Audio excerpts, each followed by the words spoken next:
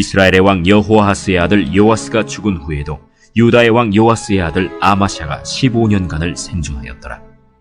아마샤의 남은 행적은 유다 왕 역대지략에 기록되지 아니하였느냐.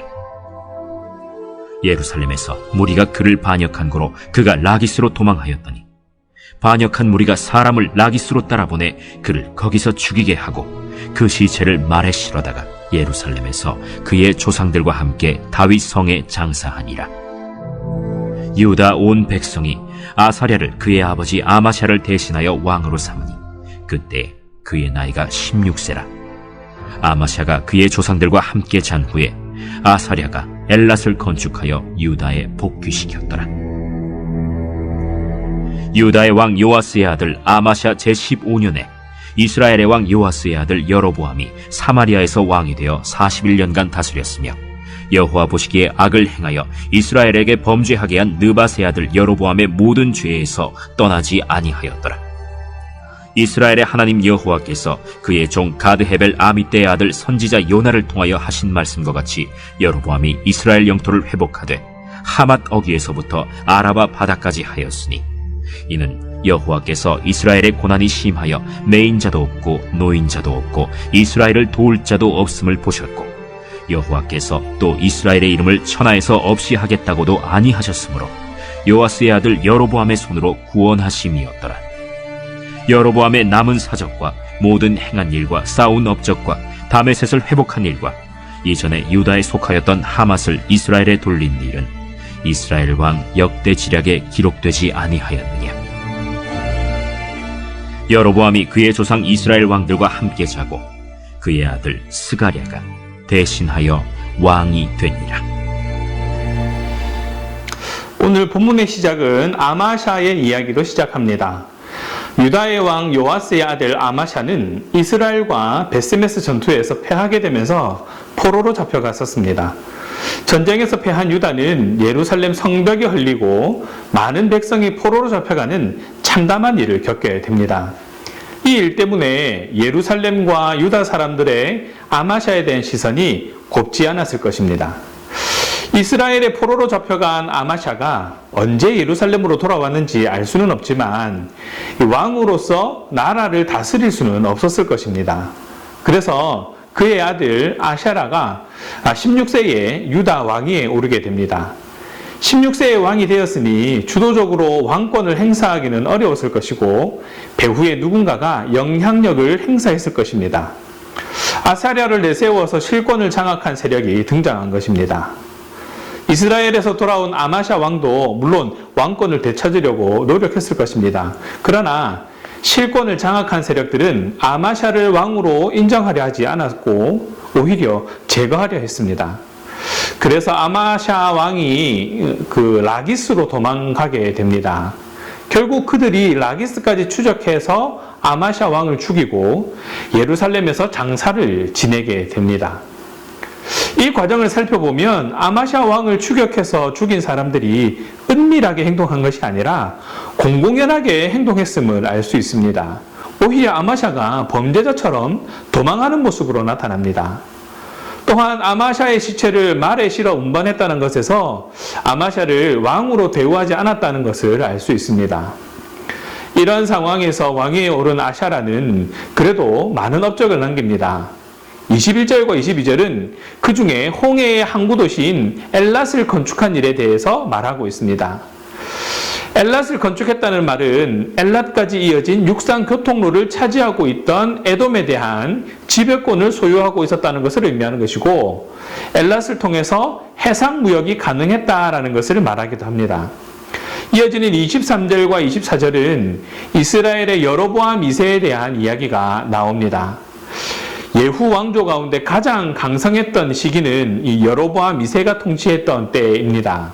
여로보암 2세의 존재를 증명할 수 있는 고고학적 증거가 있는데 그것은 무깃도에서 발굴된 인장입니다. 그 인장에는 다음과 같은 글이 새겨져 있습니다. 여로보암의 종 쉐마의 것. 여로보암 2세는 경제적으로 나라를 부흥시켰고 영토를 회복하기도 했지만 그에 대한 종합적인 평가는 역시 부정적입니다. 다른 이스라엘 왕에 대한 평가와 같이 그도 느밧의 아들 여로보암의 죄를 답습한 왕으로 평가받습니다. 25절에는 이스라엘의 영토 회복에 대한 이야기가 나옵니다. 여로보암 2세는 하맛 어귀에서부터 아라바 바다까지 이스라엘 영토를 회복했는데 이는 선지자 요나의 예언이 성취된 것입니다. 하맛 어귀는 레바논 산맥과 안티레바논 산맥 사이에 있는 베카 계곡을 말하고 아라바 바다는 사해를 말합니다. 즉 베라 계곡에서 사해까지의 영토를 회복했다라는 것이고 그것은 요단강 동편의 땅을 되찾았다는 것이고 또한 이 지역을 관통하는 국제무역로인 왕의 대로를 관장하게 되었다라는 것을 의미합니다. 여로보암 2세가 요단강 동편 지역 땅을 회복할 수 있었던 요인을 당시 상황에서 찾는다면 국제정세가 이스라엘에 유리하게 작용한 것을 꼽을 수 있습니다. 아수르 문헌에 의하면 이 시기에 아수르가 11번이나 서부 원정을 감행했는데 그래서 이 시기에 지중해 연안 지역에 대한 아수르의 영향력이 크게 증대되었습니다. 아수르의 영향력이 증대되면 증대될수록 아람의 영향력은 감소될 수밖에 없었고 친아수르 정책을 실시한 여로보암 2세는 영토를 확장할 수 있는 절호의 기회를 맞을 수 있었던 것입니다. 국제정세가 이러다 보니 요단 동편 지역을 놓고 아람과 패권 다툼을 벌이고 있었던 여로보암 2세가 큰 어려움 없이 그 지역을 차지할 수 있었던 것입니다. 국제 무역로를 관장하게 된 여로보암 2세는 단기간에 경제 부흥을 일으킬 수 있었습니다. 여로보암 2세가 영토를 회복하고 경제적 부흥을 일으킨 업적에 대한 설명이 이어지는데 이 모든 업적이 하나님의 능력으로 이루어진 것이다 라는 사실이 명시됩니다. 이스라엘이 우호적으로 돌아선 국제 정세도 하나님의 통치 아래 있음을 보여주는 것입니다. 이 모든 것이 이스라엘을 위해 베푸신 하나님의 은혜였습니다. 여로보암 2세의 힘이 아니라 하나님의 계획과 섭리로 이루어진 것이며 선지자를 통해 예언된 말씀이 성취된 것입니다. 28절에서 29절은 여로보암 2세의 남은 사적에 대해서 말합니다. 여로보암 2세가 다메섹을 회복했다라는 것, 점령했다라는 것보다 이 조공을 받는 권한이나 국제 무역권을 확보했다라는 것으로 생각하시면 됩니다. 다메섹을 회복한 일과 이전에 유다에 속하였던 하맛을 이스라엘에게 돌린 일이라는 이 표현은 다윗과 솔로몬이 다메섹 아람과 하맛 소바를 정복해서 지배하에 두었던 것을 가리키는 듯합니다. 분열 왕국 때에 아람에게 빼앗겼던 이 지역을 여로보암 2세가 되찾은 것입니다. 오늘 본문의 내용에서 주목해 보아야 할 내용은 26절부터입니다. 이스라엘이 부강했던 진짜 이유를 여로보암 2세의 통치에서 찾지 않습니다. 모든 것을 인과응보 차원에서 볼 수 없고 또한 그렇게 봐서도 안 된다는 것을 알려주는 말씀입니다. 하나님은 심각한 형벌이나 심판이 예상되는 시점에서 오히려 이스라엘의 은혜를 베푸십니다. 이스라엘이 잘했거나 의롭거나 공로가 있기 때문이 아닙니다. 하나님은 이스라엘의 이름을 천하에서 없이 하겠다고 하신 적이 있습니다. 이 말씀에 따르면 하나님은 여로보암 2세를 사용해서 이스라엘 땅을 회복시켜 주시고 나라를 안정되게 하심으로 구원의 은혜를 베푸신 것입니다. 여로보암은 악한 왕이었지만 하나님은 이스라엘이 심한 고난을 겪는 것 때문에 마음 아파하셨습니다. 더구나 고통에 처한 그들을 돕는 손길이 전혀 없었습니다.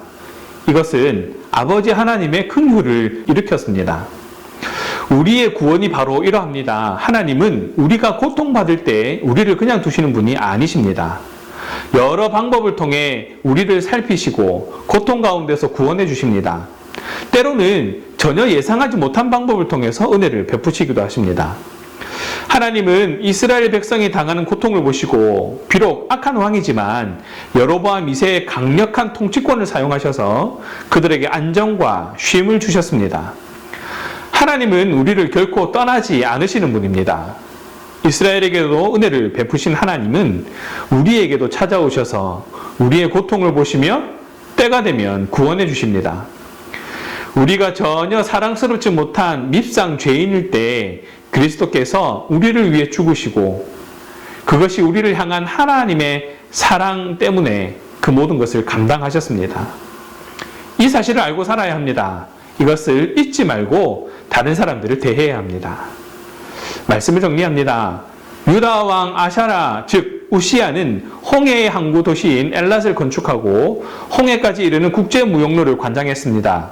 그리고 이스라엘 왕 여로보암 2세는 하맛 어귀에서부터 아라바 바다까지 통치권을 확보해서 요단 동편 지역을 석권하고 국제 무역로인 왕의 대로를 관장했습니다. 이스라엘과 유다가 이처럼 강성하게 된 배경에는 우호적인 국제 정세가 있었습니다. 지중해 연안 지역에 대한 아수르의 영향력이 증대되면서 아람의 세력이 상대적으로 약화되었기 때문에 큰 어려움 없이 요단 동편 지역을 회복하게 되었습니다. 이로 인해서 국제 무역이 왕성하게 되었고 여로보암 2세는 급속한 경제 부흥을 이룰 수 있었습니다. 중요한 것은 이 모든 국제 정세를 관장하시는 분이 하나님이시라는 사실입니다. 하나님이 선지자 요나를 통해 하신 말씀을 온전히 이루신 것입니다. 하나님이 우리의 삶을 살피시며 은혜를 베푸시는 분이심을 확신해야 합니다. 그리고 어떠한 상황에서도 절망하지 않아야 합니다. 하나님은 우리가 전혀 예상하지 못한 사람과 상황을 통해서 우리를 위로하시고 새로운 기회를 열어주십니다. 이것을 인정하며 제한된 시각과 경직된 태도로 살지 않도록 해야 합니다. 자신의 편견에 갇혀서 하나님이 도와주시기 위해 보내신 사람을 알아보지 못하거나 적대시하지 않도록 해야 합니다.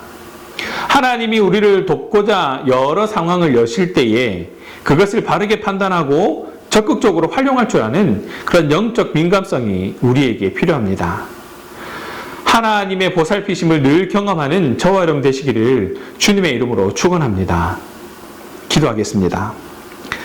사랑의 하나님, 오늘도 말씀을 통해 하나님의 인도하심과 보살핌을 깨달을 수 있게 해주셔서 감사드립니다. 그 은혜가 아니고서는 살아갈 수 없음을 다시 한번 고백합니다. 어떠한 상황에서도 하나님을 바라볼 수 있는 믿음을 허락하여 주옵소서. 우리의 예상을 벗어나 하나님의 때에 하나님의 방법대로 이끌어 가심을 신뢰하는 믿음을 허락하여 주옵소서. 그래서 더 넓은 시야로 세상을 바라보고 주님의 뜻을 이루어가는 삶이 될 수 있도록 붙들어 주옵소서. 감사합니다, 주님. 우리 주 예수 그리스도 이름으로 기도합니다. 아멘.